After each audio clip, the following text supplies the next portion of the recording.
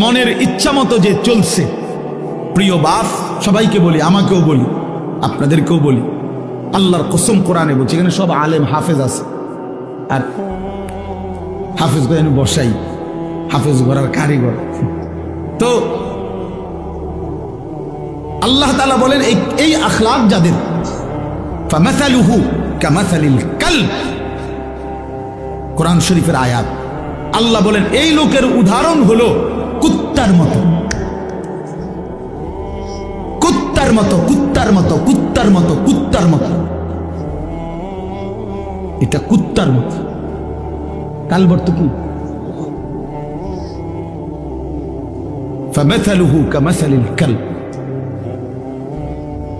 আল্লাহ তাআলা বলছেন নিজের পরিচয় মিলায় নাও দোস্ত, নিজের জিন্দেগি মিলায় নাও।